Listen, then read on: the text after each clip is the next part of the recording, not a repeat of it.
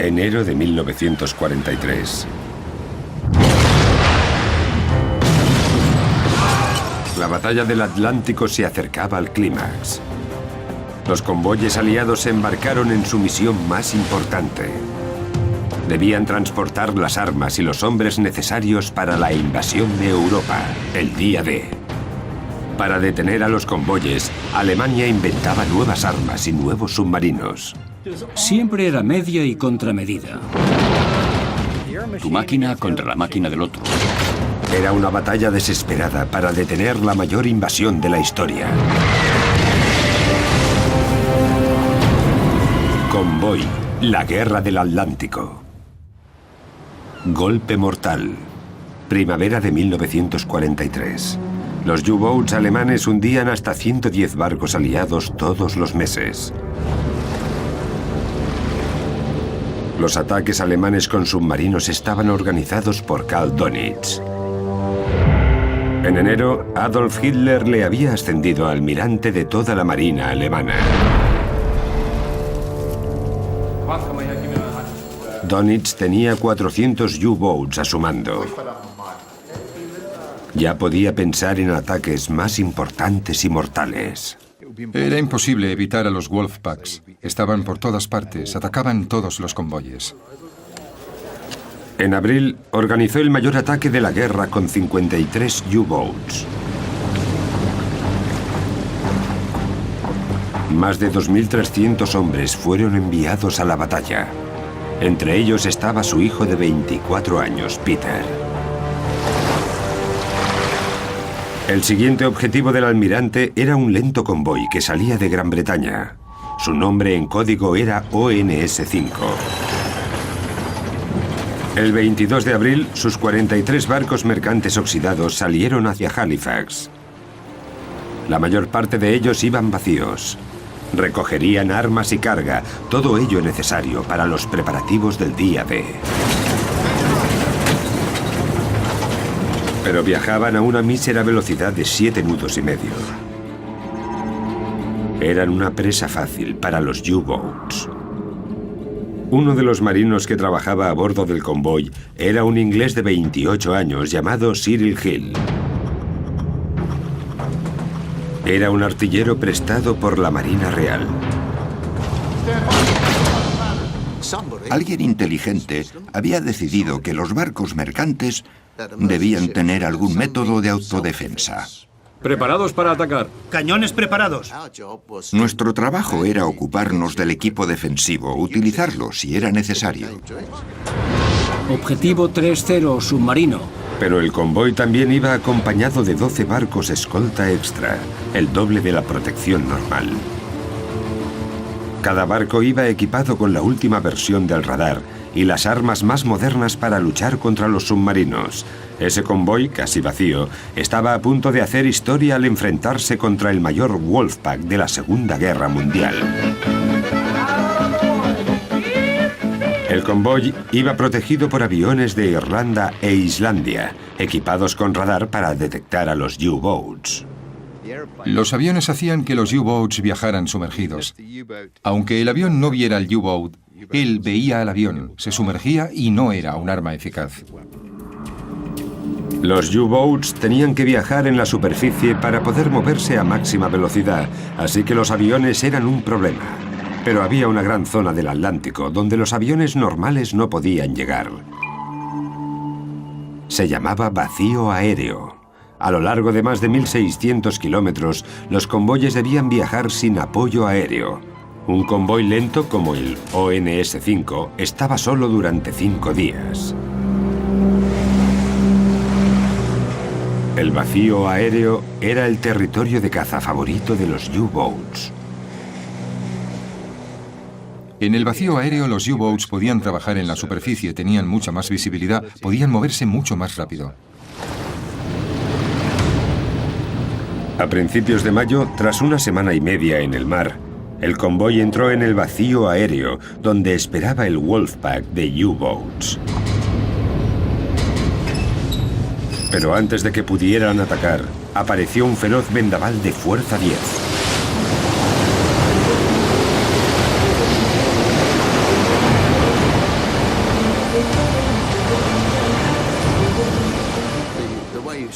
Las olas eran mucho mayores que el barco. Los U-Boats se sumergieron 60 metros para evitar la tormenta. Y por supuesto, mientras el tiempo fue malo, los U-Boats no nos rondaron. En cuanto el tiempo mejoró un poco, los U-Boats empezaron a atacar. La tormenta tardó 3 días en amainar. En Berlín, Dönitz coordinó el ataque por radio. Ordenó a sus capitanes que atacaran con fuerza. No se contengan. Podemos y tenemos que conseguir algo. Los U-Boats superaban a los escoltas 6-1, pero debían atacar mientras el convoy siguiera en el vacío aéreo.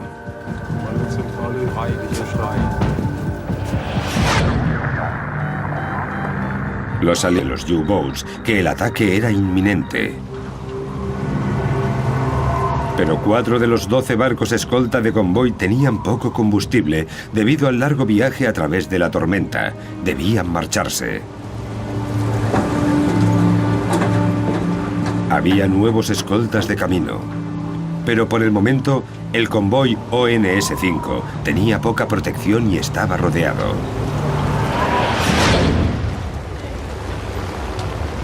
Consciente de la situación del convoy, un Catalina de la Real Fuerza Aérea Canadiense salió de su base en Terranova.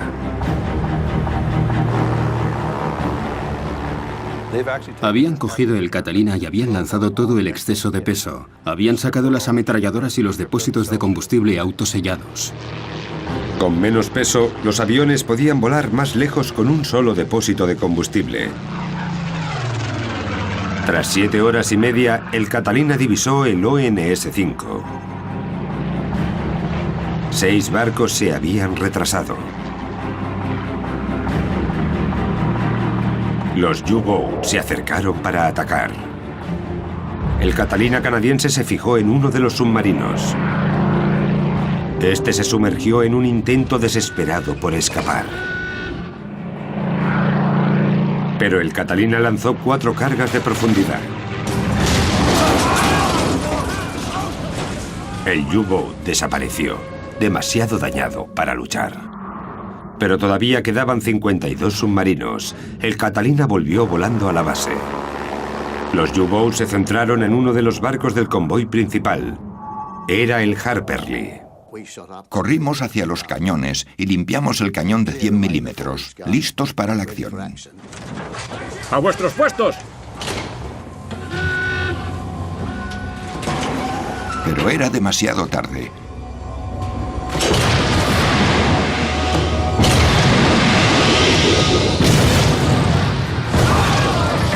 Nos alcanzaron 2 torpedos, uno en la sala de máquinas y otro en el compartimento delantero. Algunos de los hombres estaban locos de miedo. Mientras el Harper Lee se venía abajo, Hill subió a la cubierta del barco. Estaba demasiado ocupado para tener miedo. Ayudó a bajar un bote salvavidas. El bote empezó a apartarse del barco. El barco se hundía y el último hombre que había en la red fue barrido por el mar. Así que llamé a mis amigos de la cubierta y nos sentamos a fumar y a esperar el final. Todo había terminado. Y entonces el bote se acercó hacia nosotros y les grité: «Vamos, tenemos una oportunidad». Y corrimos y di un salto. Tuve suerte, conseguí llegar. El Harper Lee no estaba solo.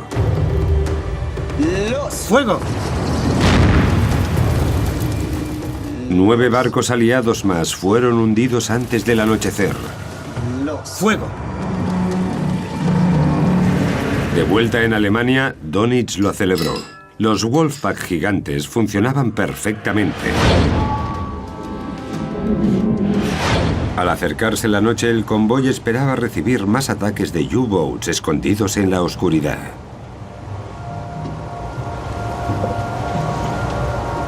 Pero nuevamente intervino la naturaleza. Apareció una densa niebla. Los U-Boats no podían ver a sus objetivos. Donich les ordenó que se quedaran en la superficie para continuar el ataque. A diferencia de los U-Boats, los escoltas aliados tenían radar. Podían centrarse en los U-Boats perdidos en la niebla. A vuestros puestos. Los cazadores se convirtieron en los perseguidos. En una niebla espesa como sopa tuvo lugar una carnicería de U-Boats y 5 de ellos se perdieron bastante rápidamente. De hecho, había tantos U-Boats alrededor del ONS-5 que 2 de ellos chocaron y ambos se hundieron.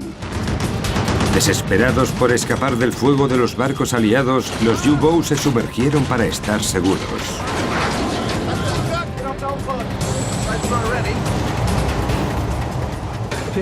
Imaginad que sois un chico de 20 años, sentado a 180 metros bajo el agua y os están atacando. No podíamos hacer nada. No podíamos huir. No podíamos esquivarlos. Solo podíamos quedarnos ahí sentados y aguantar. Llegaron 5 escoltas aliados más que se unieron a la batalla. Durante los 2 días siguientes, los aliados hundieron 6 U-Boats y 4 o 5 se marcharon como pudieron hacia sus bases. Fue un punto de inflexión en la guerra. La batalla demostró que los escoltas aliados, equipados con tecnología antisubmarinos, no solo podían proteger a los convoyes, sino también infligir grandes daños sobre los U-Boats.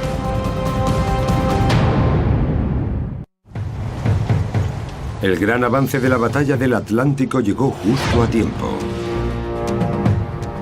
El presidente estadounidense Roosevelt y el primer ministro Churchill decidieron invadir Europa, una invasión que necesitaría más de 1 millón de hombres y 16 millones de toneladas de armas. La mayor parte de ellas llegarían de Estados Unidos. Pero para que los convoyes tuvieran éxito, los aliados tendrían que ganar la batalla del vacío aéreo, el territorio de caza favorito de los U-Boats. Los estadounidenses encontraron la solución. Los bombarderos B-24 de largo alcance. Podían recorrer 3.200 kilómetros, lo bastante para deshacerse del vacío aéreo totalmente. En mayo de 1943, unos 50 liberadores volaron desde las bases aéreas de Islandia, Irlanda y Terranova. Por primera vez en la guerra, los U-Boats no tenían ningún lugar donde esconderse en el Atlántico Norte. El piloto de la Real Fuerza Aérea, Terry Bullock, un gran cazador de U-Boats, pilotaba B-24s para ayudar a cerrar el vacío aéreo. Tuve mucha suerte. Vi 28 barcos. Ataqué a 19, pero solo hundí a 4. Fue un trabajo duro. Los U-Boats estaban asediados.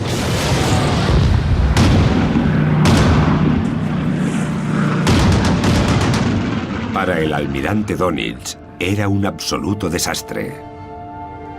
El 22 de mayo ya habíamos perdido 31 barcos desde principios de mes.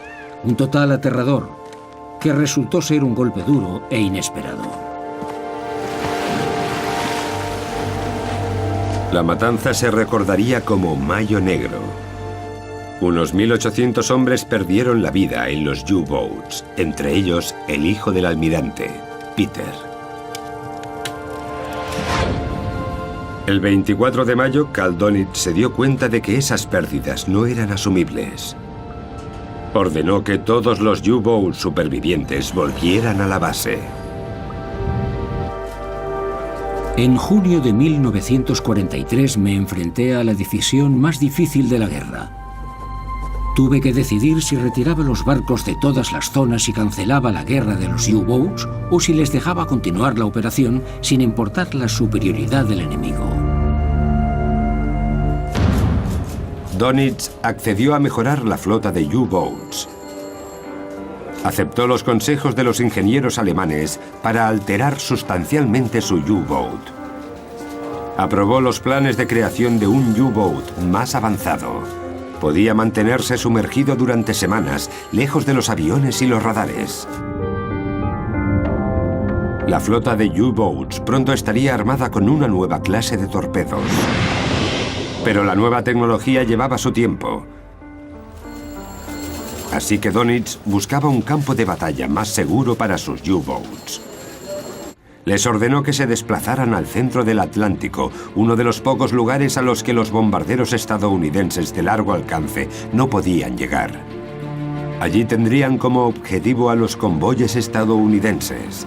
Llevaban armas y soldados para la invasión de Sicilia, un preludio de los desembarcos del día D. La tripulación de los U-Boats disfrutaba de un tiempo soleado y de unas temperaturas muy agradables. Un cambio muy bien recibido que contrastaba con el tiempo frío de las rutas de convoyes del norte. Walter Wittig sirvió a bordo del U-518 durante el verano de 1943. En el viaje hacia el Caribe no ocurrió nada.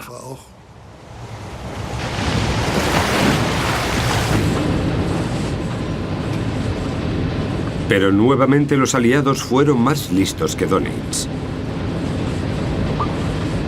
Las fuerzas aliadas ya no se contentaban con defender los convoyes y se lanzaron activamente al ataque. Los estadounidenses crearon grupos de caza, consistentes en un portaaviones y 8 destructores. Su tarea era cazar a los U-Boats y destruirlos. Pero los portaaviones eran unos objetivos muy valiosos para los comandantes de los U-Boats.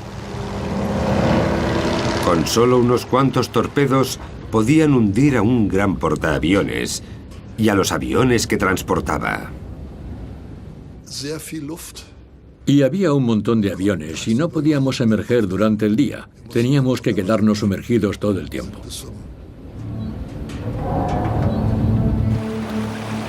Pero los U-Boats todavía tenían que salir regularmente a la superficie para cargar las baterías. Y era algo arriesgado. Los operadores de radio de los U-Boats transmitían su posición a Dönitz en Alemania, utilizando códigos de la máquina Enigma. Ni Dönitz ni su tripulación sabían que esos mensajes eran descodificados por los estadounidenses. Recibíamos un mensaje todas las noches desde Washington porque habían descifrado el código. Sabíamos dónde estaban y ellos nos enviaban hasta allí para cazarlos. Eso le dio a la Marina estadounidense un elemento de sorpresa mortal. El U-Boat de Walter Wittig lo descubrió en primera persona cerca de las Islas Azores. El U-Boat intentaría encontrarse con un barco de suministros. Nos sorprendió que exactamente en el punto de encuentro donde íbamos a encontrarlo hubiera un portaaviones estadounidense. El U-Boat pronto se vio rodeado por 4 destructores. Y fue como una señal para nosotros porque parecían saber lo que decíamos. Sabían lo que pasaba escuchando nuestras transmisiones o por alguna traición. El U-518 se sumergió tan rápido como pudo mientras el grupo de cazadores estadounidenses se acercaba. Avance, 0. Para localizar a los U-Boats sumergidos, los operadores de sonar estadounidenses utilizaban ondas de sonido. En cuanto conseguíamos un contacto, íbamos al cuartel general y lanzábamos un ataque planeado. Yo llamaba a popa y ellos abrían la escotilla y lanzaban unas 5, 10 o 15 cargas de profundidad.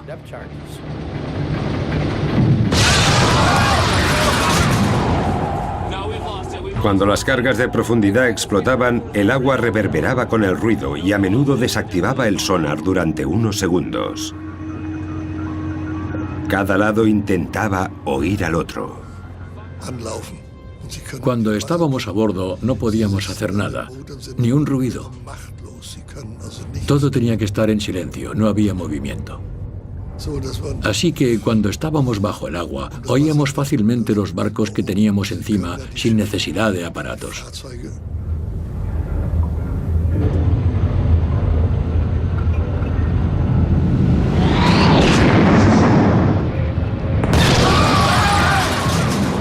En ese momento tenía una pistola envuelta en la sala de radio. Temía ahogarme o asfixiarme, y me decía a mí mismo que si llegaba a ese momento tendría que usar la pistola.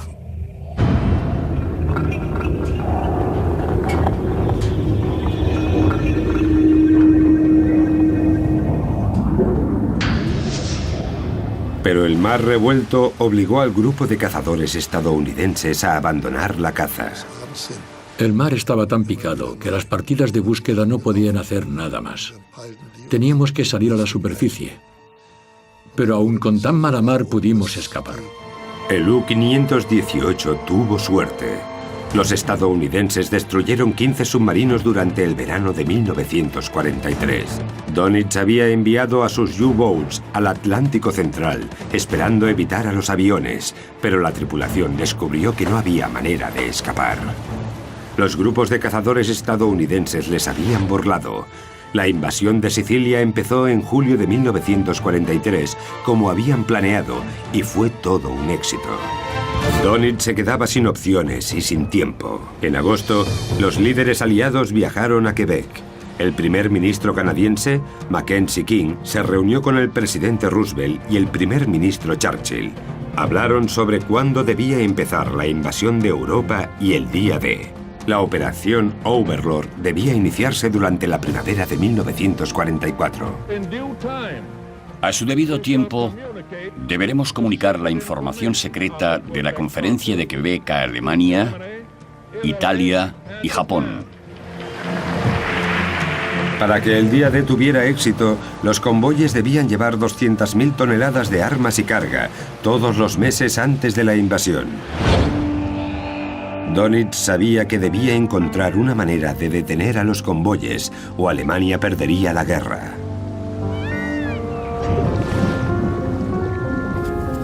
Ordenó a la tripulación de sus U-Boats que planearan un regreso a las rutas del norte.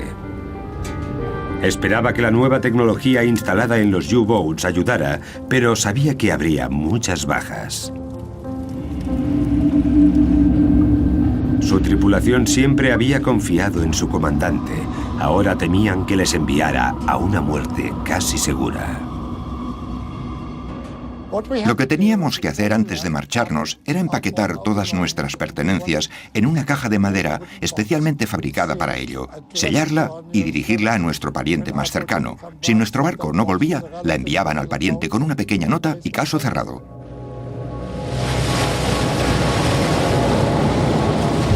Donitz ideó una nueva estrategia. Ordenó a sus U-Boats que se centraran en los barcos de escolta armados y que después atacaran a los barcos mercantes, más vulnerables. Pero los destructores eran objetivos difíciles. Los torpedos estaban diseñados para alcanzar a los barcos mercantes, que se hundían bastante en el agua y eran grandes objetivos. Sin embargo, los destructores tenían cascos poco profundos, así que los torpedos tradicionales alemanes solían deslizarse bajo ellos sin alcanzarles. Los científicos alemanes idearon un avance tecnológico, el T-5, un torpedo acústico. Encontraba a su objetivo siguiendo el sonido del propulsor. En septiembre de 1943, Donitz envió sus U-Boats mejorados a luchar contra los convoyes en el Atlántico Norte. Werner Herzmann era ingeniero del U-190 y fue testigo de los torpedos acústicos. Y el oficial al mando salió a la superficie, miró por el periscopio y vio a un pequeño buque de guerra que se acercaba a toda velocidad. En ese momento, decidió enviar un torpedo acústico hacia el barco que se acercaba. Era muy difícil de evitar. Podías llegar a divisar una pequeña parte, pero no se podía dar la vuelta a un barco, especialmente a esa velocidad, porque describía un gran arco. Cuando les veías ya te habían dado. El torpedo acústico se lanzó contra dos convoyes en septiembre de 1943, tomándolos totalmente por sorpresa. Hundieron 3 barcos escolta y 6 mercantes. El torpedo acústico era exactamente lo que Donitz había estado buscando. Pero el éxito alemán duró muy poco. La gente que desarrolló la cura para el torpedo acústico lo hizo en cuestión de horas, horas después de que se usara por primera vez contra la Marina canadiense. El personal de la Marina se dio cuenta de que los alemanes habían desplegado el torpedo acústico.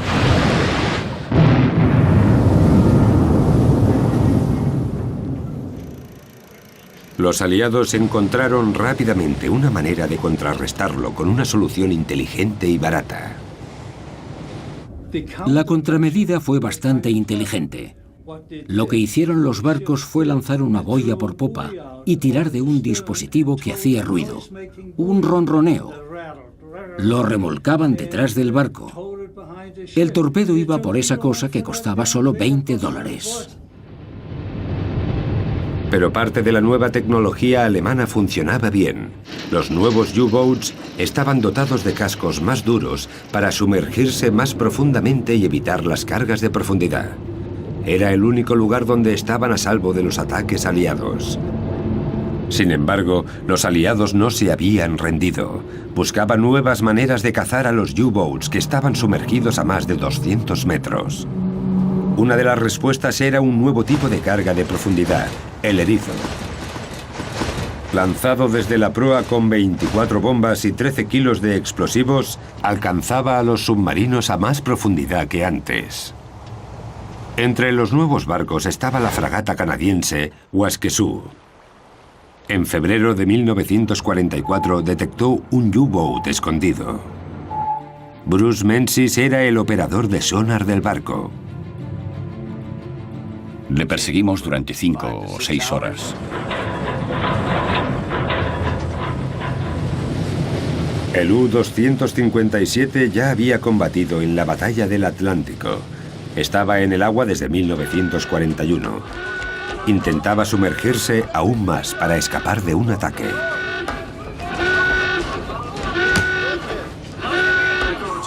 Contacto de retorno. 0 rojo 60, 1500 metros. Eco. Nos avisaban. A 1400 metros. Bajamos a 12. 500. Hace ping ping. Y después, preparados para la acción.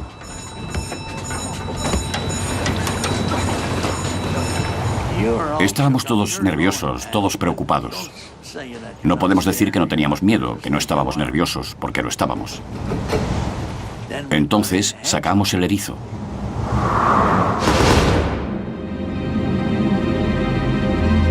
Pero el arma falló. Para que detonaran, los erizos debían hacer contacto con su objetivo.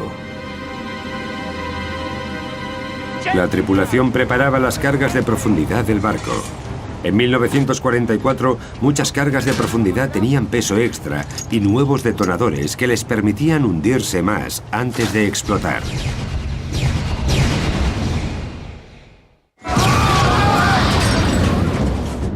El U-Boat dañado se vio obligado a salir a la superficie.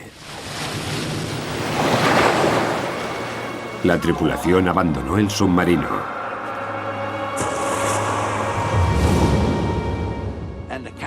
Y el capitán del submarino subió a la torre y cuando estaban empezando a hundirse, cogió su chaleco salvavidas y se lo lanzó a un miembro de la tripulación que estaba en el agua y le saludó. Y después se hundió con el submarino y todos le devolvieron el saludo. Solo 19 hombres sobrevivieron al ataque. Después de controlar el Atlántico durante más de 3 años, en solo 9 meses, la esperanza de vida a bordo de un submarino alemán cayó hasta solo 100 días. Primavera de 1944. Mientras se acercaba el día D, centenares de millares de soldados eran transportados a través del Atlántico hasta Gran Bretaña, listos para organizar la invasión de Europa. Algunos viajaban a bordo de transatlánticos de lujo, como el Queen Elizabeth y el Queen Mary, donde Frank Scanlon fue miembro de la tripulación. En el Mary nos ocupábamos de unas 10.000 tropas por viaje. A veces incluso llevábamos 15.000. No necesitaban formar convoyes para protegerse. Con una velocidad máxima de 55 kilómetros por hora, los grandes transatlánticos podían superar a un submarino con facilidad. Ninguno de ellos fue víctima de los U-Boats mientras cruzaba el Atlántico. En mayo, más de 1 millón de tropas se habían reunido en la costa de Gran Bretaña para la Operación Overlord. Su llegada fue una derrota devastadora para Dönitz. Tras casi 5 años de guerra, había perdido la batalla del Atlántico. Desesperado, el almirante recurrió a la tecnología para cambiar el curso de la guerra. Sabía que la mayor debilidad de los U-Boats era que solo podían estar sumergidos durante unas pocas horas. Las baterías se agotaban rápidamente. Por eso decidió implementar una solución: el snorkel. El snorkel era un mástil que contenía 2 tuberías. Una tubería era para el escape del motor diésel. La otra era para dejar entrar aire fresco, para alimentar los motores diésel y para recargar los sistemas. Con el snorkel, los U-Boats podían viajar bajo el agua, casi invisibles a los radares y a los aviones enemigos. Creo que la amenaza que suponían los U-Boats para los desembarcos aliados en Normandía era sustancial y bastante real. La flota de submarinos alemanes probablemente se sacrificaría en una especie de Götterdämmerung wagneriano al final. Llegaban en oleadas para intentar diezmar a la flota de invasión aliada. 6 de junio de 1944, día D. Más de 150.000 hombres iniciaron un viaje de casi 160 kilómetros a través del Canal de la Mancha. Nadie estaba seguro de cuántos llegarían al otro lado. El día D, a las 4 de la mañana, nos dieron la orden de marcharnos. Estábamos rodeados por 5.300 barcos que disparaban torpedos. Ese día todo el mundo temblaba. No había salida. Cogieron a Dönitz con la guardia baja. La inteligencia alemana había creído que la invasión tomaría tierra más al nordeste. Ordenó a sus hombres que informaran a sus U-Boats. Recibimos la noticia de que teníamos que volver al canal. Recibí un telegrama. Comuníquense con su base inmediatamente. Nadie estaba contento. Creo que fue un acto de pura desesperación, para hacer algo, para atacar sin correr ningún riesgo. La invasión estaba en marcha y como soldados sabíamos lo que quería decir. Centenares de barcos y aviones por todas partes. 36 U-Boats se lanzaron a la misión más importante de la guerra. El almirante ordenó a su tripulación que hicieran un sacrificio definitivo para la supervivencia del Tercer Reich. Se harán todos los esfuerzos necesarios para cerrarle el paso a la flota enemiga sin importar el peligro de las aguas poco profundas, los campos de minas o cualquier otra cosa. Los aliados esperaban un ataque con U-Boats. Su primera línea de defensa eran los aviones, una operación cuyo nombre en clave era Operación Cork. Mientras la flota invasora se acercaba a las playas, 375 aviones patrullaban el canal. Doc Harrington era navegante en un bombardero Liberador. La idea era bloquear el canal yendo adelante y atrás entre Inglaterra y Francia. Y había varios liberadores en una patrulla. Una flota de 36 U-Boats zarpó del Golfo de Vizcaya hacia la entrada del canal. Dönitz contaba con los nuevos snorkels para desafiar a las defensas aliadas.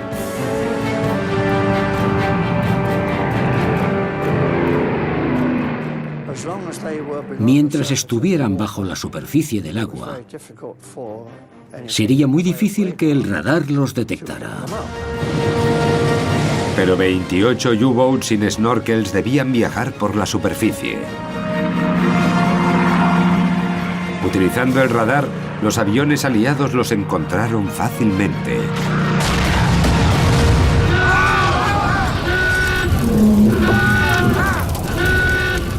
10 de ellos resultaron destruidos o dañados. Los restantes 8 U-Boats con snorkel evitaron ser detectados manteniéndose sumergidos. Pero al acercarse al canal se enfrentaron a otro obstáculo: las líneas de buques de guerra. La idea era que el enemigo pasara por diferentes capas y obligarle a luchar en desventaja numérica cada vez que penetraba en una de esas pantallas. Muchos de los destructores eran barcos canadienses del Atlántico. Nuestro trabajo era subir por el canal y bloquearlo para que no pudiera pasar ningún submarino. Los U-Boats sumergidos eran bombardeados con cargas de profundidad al acercarse a la entrada del canal. A media mañana, millares de tropas aliadas habían llegado a suelo francés. El día D, ninguno de los U-Boats alemanes pudo entrar en el canal. Los aliados habían aplicado 4 años de experiencia en la caza de U-Boats hasta ese momento y ganaron.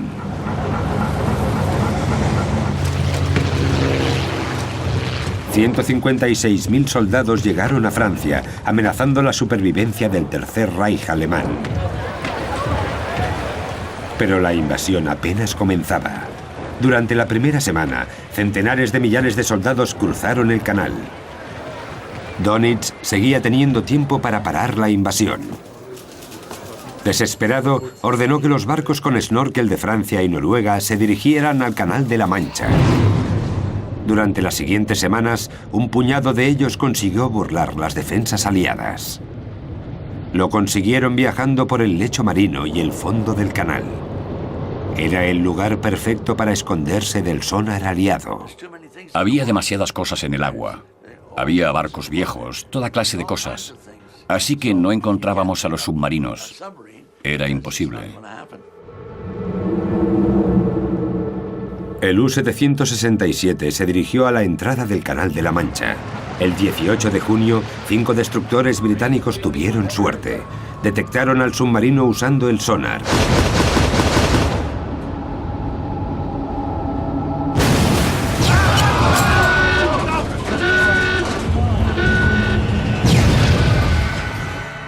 Walter Schmittenknopf era un electricista a bordo del U-Boat dañado.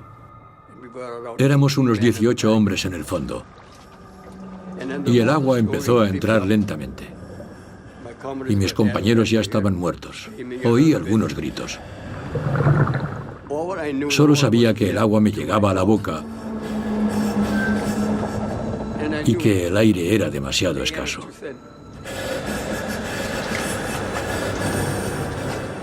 Y allí estaba la escotilla de los torpedos, y yo esperaba. Quizá esperé siglos, o quizá solo unos minutos. Después vi el cierre de la escotilla. Lo cogí, abrí y salí. Así que me puse la máscara de oxígeno en la boca y empecé a respirar por el tanque.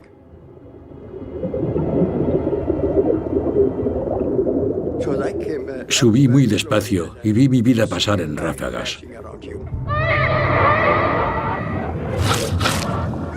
Fue lo peor que he vivido nunca.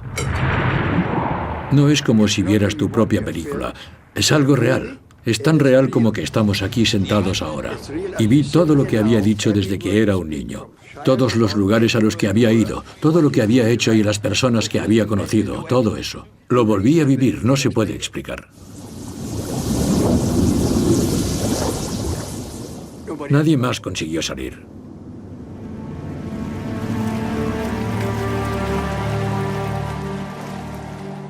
Fui el único superviviente.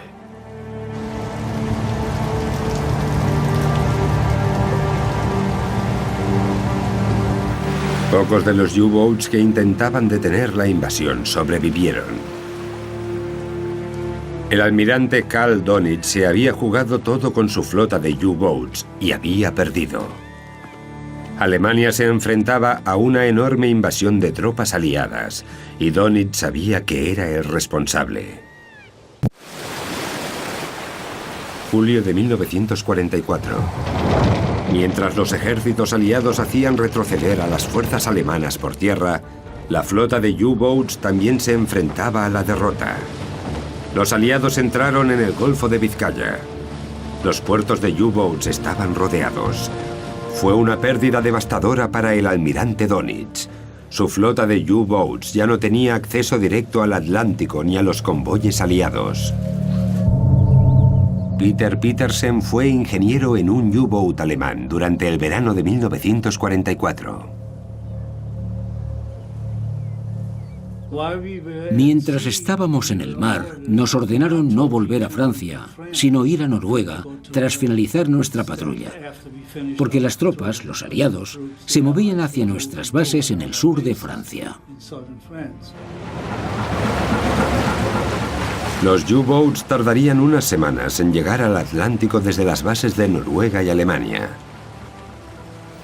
Pero a Donitz le quedaba una última carta que jugar.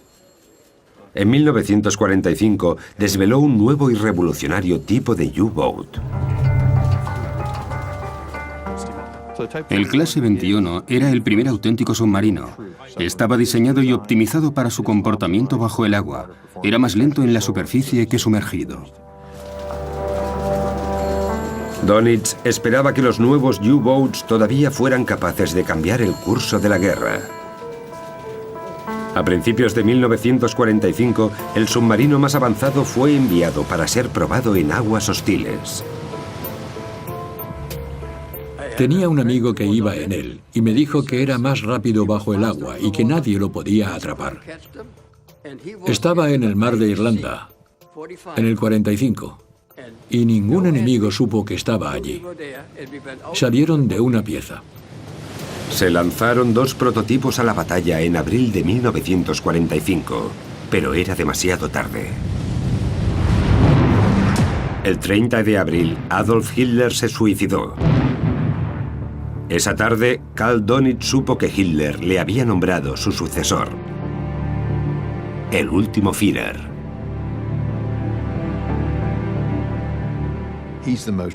Era el hombre más leal que quedaba cuando Hitler se voló la cabeza. Por eso le dieron el trabajo.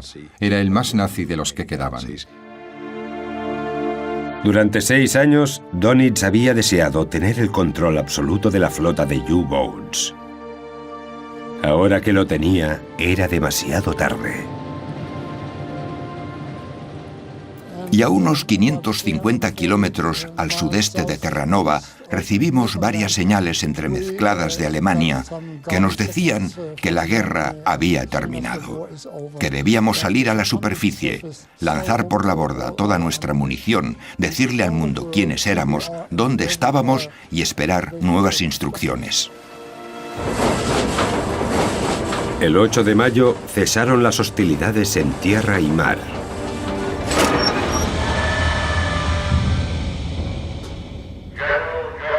El general Goebbels, el representante del alto mando alemán, y el gran almirante Donitz, el jefe designado del Estado alemán, han firmado la rendición incondicional.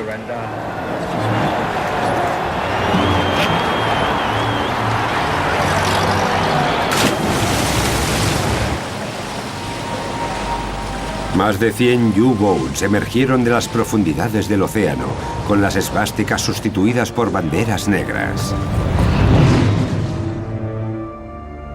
Incluso el almirante se rindió. El 23 de mayo se presentó ante los aliados, convencido de no haber hecho nada mal. Bajo el mando del almirante, los U-Boats habían hundido 2.452 barcos en el Atlántico y habían matado a unos 30.000 marinos mercantes. Pero la tripulación de Donitz también había pagado un alto precio. 28.000 soldados habían muerto en la batalla. Fue una organización que sufrió un 75% de bajas mortales. Les barrieron. Ninguna otra rama de las Fuerzas Armadas sufrió tantas bajas. Al final de la guerra, los aparentemente invencibles U-Boats eran poco más que trampas mortales. De algún modo, la historia totalmente olvidada de la Guerra del Atlántico fue el fracaso de la tecnología y la innovación alemanas. El bando aliado estaba dispuesto a aceptar a cualquiera que tuviera una solución en potencia. Los alemanes nunca integraron totalmente la ciencia con los uniformes y los trabajadores, y los aliados occidentales sí lo hicieron. Karl Donitz fue juzgado en Nuremberg, donde le encontraron culpable de crímenes de guerra. Pasó 10 años en la cárcel y murió la Nochebuena de 1980. Actualmente, los últimos supervivientes de las batallas de los convoyes tienen 80 o 90 años, pero la batalla del Atlántico sigue atormentándoles. Perdí muchos amigos en la guerra. Amigos con los que solía jugar, con los que podía relacionarme. Sí, por supuesto, queríamos ganar la guerra, claro. Y me imagino que nuestros oponentes pensaban exactamente lo mismo. Tenían exactamente el mismo miedo a la muerte que nosotros. Estábamos bastante seguros de que todo iría bien. Eso era algo que le pasaba a otra gente. Había vivido tantos ataques cercanos que creo que tenía a mis ángeles de la guarda sentados sobre mi hombro, porque nada nos alcanzó. Mi gran logro en la vida es que al final de la guerra, la tripulación de mi submarino y yo seguíamos vivos. Sí, perdí algunos amigos. Sigo pensando en ellos. He visitado sus tumbas. Sí.